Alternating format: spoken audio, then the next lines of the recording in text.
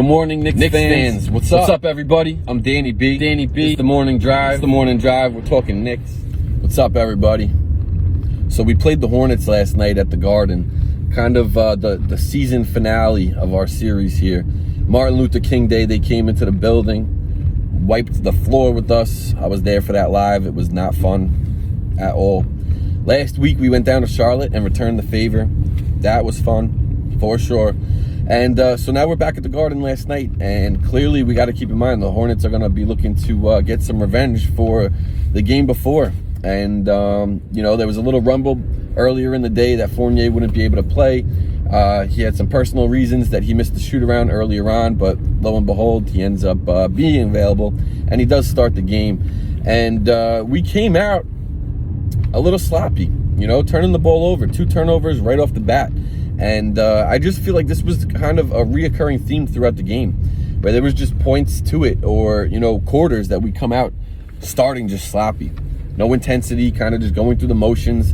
And it's not only been a reoccurring theme for the game itself last night, but throughout the season, right? I feel like we were not motivated to be playing with 100% intensity right from the get-go, game after game. I feel like there's been so many times where Tibbs has to call a timeout to kind of wake him up a little bit and shake him and say, what are we doing? You know, like, wake up, keep your head up, look up, pass the ball, push the ball, you know? So it was tough. The first quarter, I did like, you know, what I saw for the most part. I saw Mitch try to put the ball on the floor and drive it towards the rim. Got to see more of that. You know, that's what these games are for. We've been saying it, right? We got to see what's left in these guys' tanks. We got to see what we have on the bench.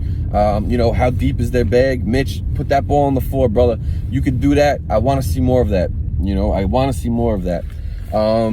We came out in the second, right? We were up 2 after the first, and Burks opens up the second quarter with a 3, but other than that, our shot was not falling. We were shooting 2 of 9 for the most part.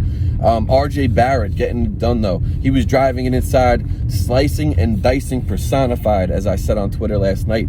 And he's just been getting better and better. He's been doing it for years, right? Since we drafted him, this has been his game. He drives it in there. It's just he's been getting so much better at it. He's so much shiftier, even from January till now. He just the little things, you know, the footwork. He said it in his post game the other night after he played DeMar DeRozan. He watches how guys like that get to their spot, and you could see it because on a game-to-game basis, not even in the offseason, game-to-game, this kid works on his game and gets better, and he's just getting shiftier and shiftier, and I love it. The problem with what I had, he had about 18 to 20 points in the first half. In the second half, he had 7. Where was he? I don't know. We totally strayed from the game plan. In my eyes, that's what was needed, right? We saw the third quarter. We came out. We were a bit sloppy. Hornets ended up going up 7 on us.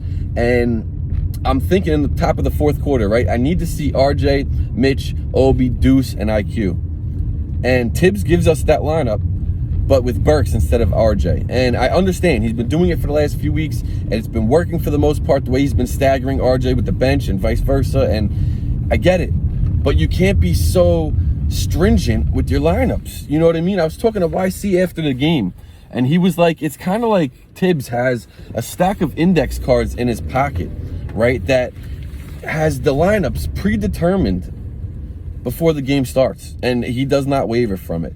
You got to be able to, man. You got to see that the way that the game is going, and he talks about it. It's like he just doesn't act on it, and it's very frustrating.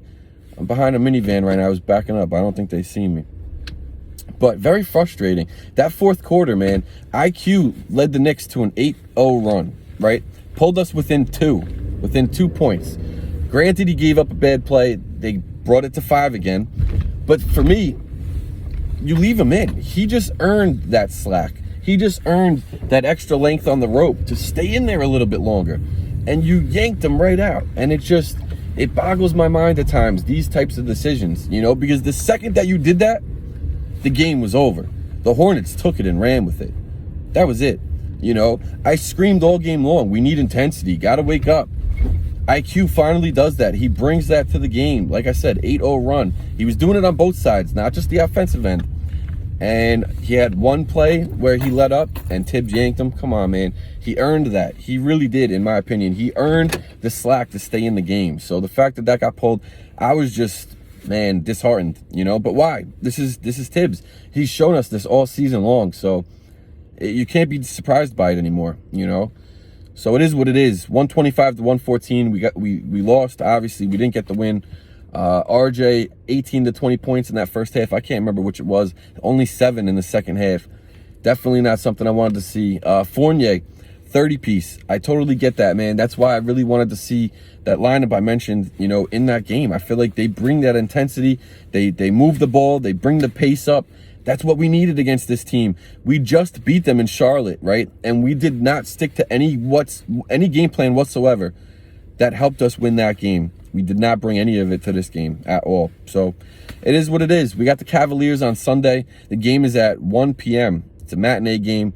Don't forget. Enjoy the rest of the day today. Enjoy the rest of the week. I'll definitely be at the game on Saturday, so I'll be bringing you guys content live from the Mecca, as my guy Sean says. Enjoy it. I'm out. Peace.